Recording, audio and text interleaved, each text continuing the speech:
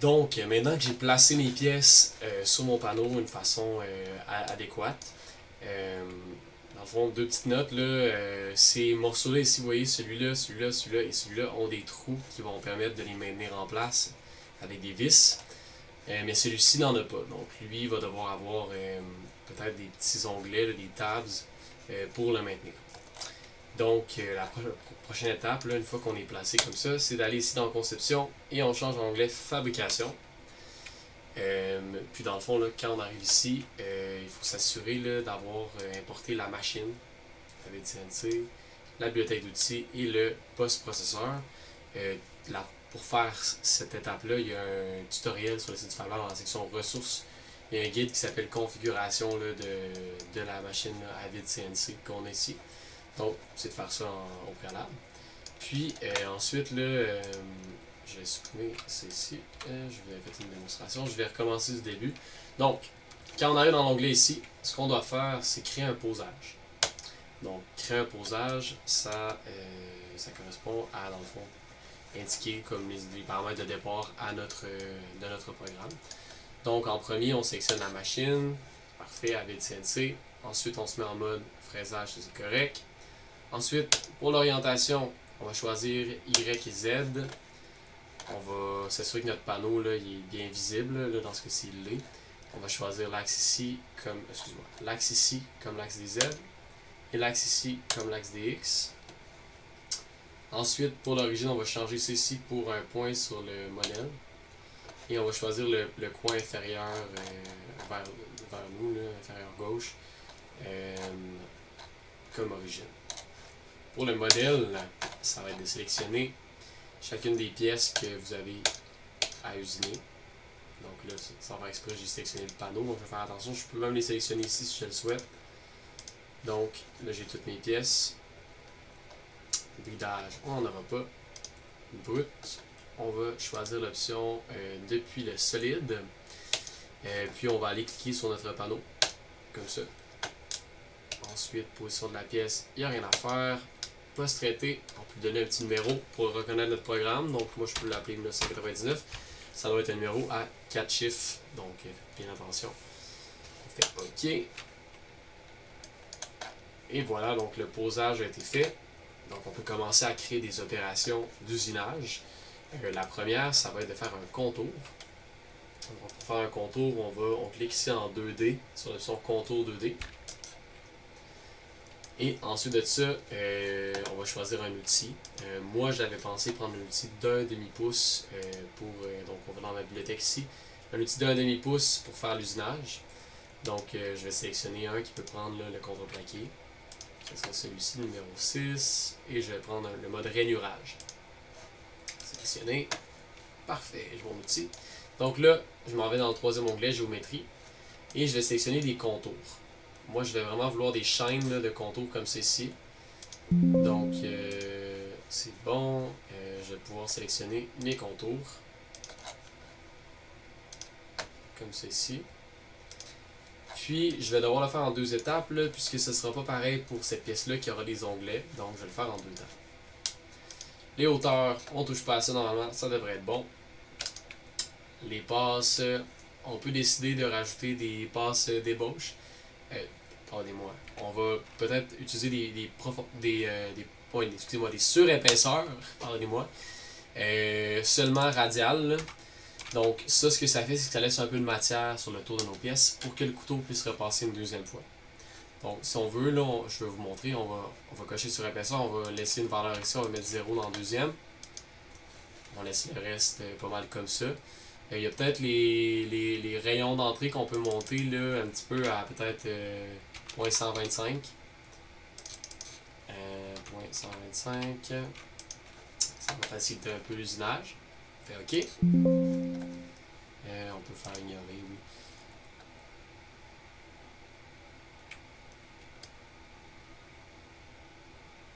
Donc, ici, j'ai un petit enjeu. Là. Je crois que mon programme n'est pas capable de venir usiner là, les pièces ici, étant donné qu'ils sont trop proches. Donc, c'est pour ça le petit point d'exclamation. Ce que je fais, c'est pas compliqué. Je retourne dans la conception. Je peux juste déplacer un peu ma pièce par ici. Je retourne dans la fabrication. Puis là, ça dit que j'ai ce symbole-là qui signifie qu'il faut que je régénère mon programme. Donc je vais cliquer droit, générer. Et là, on va voir si c'est bon. Ça me semble bon. Peut-être que c'est ma sélection, là, la première chaîne que j'ai accroché, peut-être un bouton. Là. Je vais la supprimer, je vais faire OK. Et parfait, c'est disparu, donc on est correct. J'avais fait peut-être une sélection dans le vide là, sans m'en rendre compte. Donc, une fois que nous sommes ici, on peut renommer ceci pour contour, forme avec this. Donc, un petit nom juste pour reconnaître l'étape. On duplique.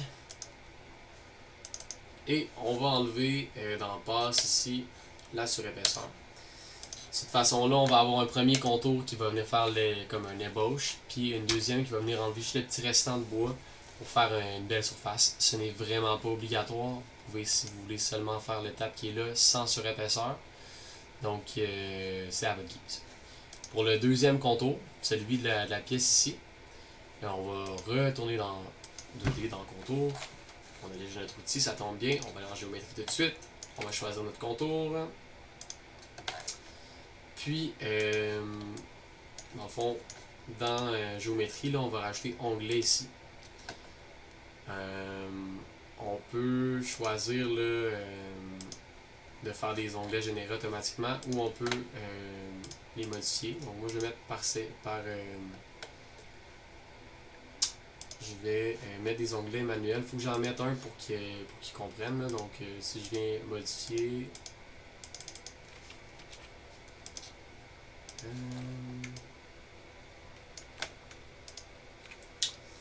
Donc, dans le pire des cas, si vous ne voulez pas d'onglet, vous pouvez aller par nombre d'onglets, puis en mettre en fait 0. Puis là, vous pouvez ensuite les positionner manuellement. Moi, c'est ce que je vais faire. Je vais en mettre quelques-uns. Ici. Donc, comme ça. Vous pouvez les garder par défaut. Vous pouvez les modifier. Moi, j'aime bien les mettre là, un peu plus épais, là, à 0.2. Puis laisser dans la même largeur. Donc, moi, j'aime ça les mettre comme ça. Donc, je vais valider que mon temps c'est bon. Parfait. Passe c'est bon. Liaison. Je vais encore une fois mettre des rayons de 0.125, je crois. Comme ça. OK. Et voilà le travail. Donc, vous voyez, celui-là va avoir des petits onglets, les tabs, pour maintenir la pièce. J'ai mis pas une finition. Comme je dis, c'est vraiment à votre guise. Ça donne un très beau résultat aussi d'habitude sans la finition. Donc là, il me reste à faire mes chanfreins. Puis, j'ai oublié une étape, là, en fait, c'est le perçage de mes pièces. Pour faire le perçage, on clique ici sur forêt. On choisit, dans le fond, le forêt approprié. Là. Ça dépend des vis. Vous pouvez demander là, à un membre personnel. Dans mon souvenir, on prenait le 532. C'est serait à vérifier. On choisit bois dur. Et là, dans géométrie, on vient choisir chacun de nos coups. Comme ça, il y a une méthode plus rapide de sélection, mais ça peut être bien de le faire là, manuellement, ça serait de faire un bon travail. Donc, il ne me reste plus que 2. Parfait. Puis il y a une petite particularité lorsqu'on fait le perçage, c'est que dans le fond, si je fais recul, vous allez voir, c'est que la pointe du forêt va venir au fond de mon cou. Et nous, on veut que ça aille un peu plus creux. Donc, on va retourner ici, on va dans les hauteurs, et on va diminuer la hauteur sur le front de moins 0.05. OK. Et là, nos trous vont être assez profonds. Là, le principe, vous l'avez compris, c'est de faire les trous, d'installer les vis et ensuite de faire le contour des pièces. Donc, pour ce faire, là, je vais monter l'opération de perçage plus haut ici dans mon programme. Donc, comme ceci. Et maintenant, je vais pouvoir m'entrer en prochaine étape, qui est les poches ici, là, les poches dans mon morceau. Je vais choisir l'option élément de poche en 3D. Je vais garder le même aussi. Je vais aller en géométrie. Je vais garder ça, c'est parfait. Je vais garder toutes les autres étapes telles quelles. Je vais faire OK. Ça calcule.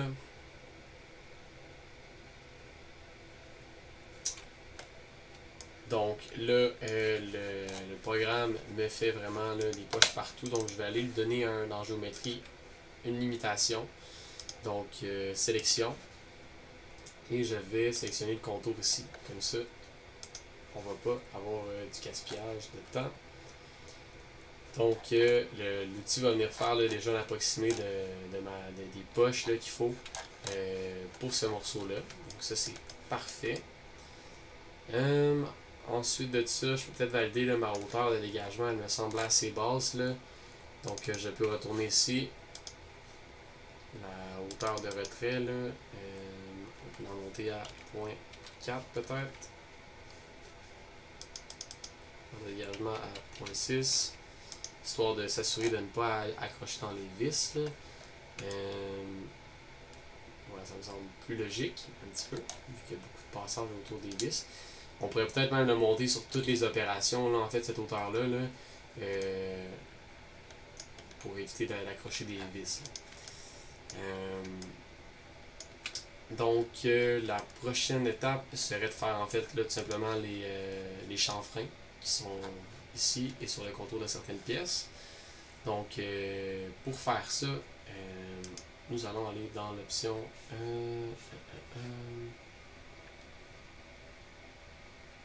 ça va être l'option contour, encore une fois, contour 2D. Donc, je vais venir sélectionner les contours là, que j'ai besoin. Là, j'ai une esquisse qui me cache, je vais la tasser. Je vais aussi cacher mon panneau pour mieux voir. Je vais prendre l'outil que j'ai besoin, qui est un outil dans la bibliothèque de 45 degrés, celui-ci, le numéro 27. Contreplaqué rainurage, c'est parfait. Dans géométrie, je vais venir sélectionner, là, dans le fond, là, les ronds que je veux faire avec mon outil à chanfreiner. Donc, ensuite de ça, je vais venir chercher là aussi des chaînes. Ça peut être des chaînes vertes. C'est s'assurer d'avoir la bonne sélection. Ici. Ensuite, on va faire OK. On peut ensuite aller sélectionner la chaîne ici, et la chaîne ici,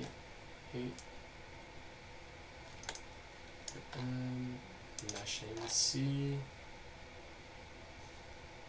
chaîne ici, la chaîne ici. Oups. Peut-être celle-ci.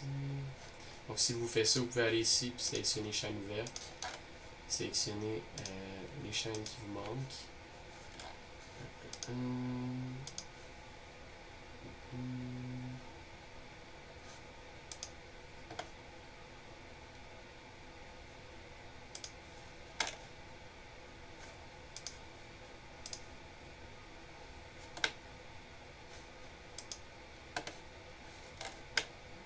Donc, on est presque.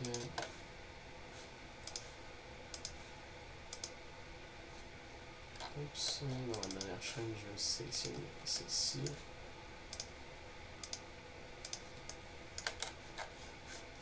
Et voilà, donc est-ce que toutes mes lignes sont en bleu? Il m'en manque une seule. Je vais choisir une chaîne verte, comme ceci. Et voilà, il me manque aussi en fait là, les petites chaînes qui sont ici. Donc, sélectionner ça, ça devrait être bon. Ceci. Ceci, ça va pas faire exactement le résultat escompté, mais ça devrait faire le travail. Et voilà, comme ça, donc, j'ai sélectionné tous mes contours. Je vais pouvoir faire valider mes hauteurs. Là. Comme j'ai dit tout à l'heure, on peut monter un peu là, les hauteurs de retrait là, si on veut éviter d'accrocher les vis. Donc à 0.4 et à 0.6. Et dans le fond, tout ça me semble très bien. On va faire OK. Et là, on va pouvoir voir que mon outil va venir faire là, les chanfreins demandés. Donc ça, c'est la visualisation 3D, pardonnez-moi. Puis on voit là, que les chanfreins sont faits. Donc, l'usinage serait pas mal complété, je dirais. Je crois que peut-être que vraiment avec les chanfreins ici, ça serait d'aller voir là, la raison pourquoi ils n'ont pas été faits. Peut-être que c'est seulement là, le sens qui n'est pas bon. Là. Je pourrais les faire dans un deuxième temps, là, ces formes-là au besoin. Donc je vais les supprimer. Comme ça. OK. Donc on est bon. Et ce serait de faire une deuxième opération peut-être, là, puis de sélectionner le contour des poches ici. Et vous avez déjà un aperçu là, de ce qu'on peut faire là, comme programme là, sur un panneau 4x8. Donc vous pouvez adapter ça là, à vos besoins et n'hésitez pas à demander de l'aide si vous voulez, si vous avez des petits problèmes. Donc merci.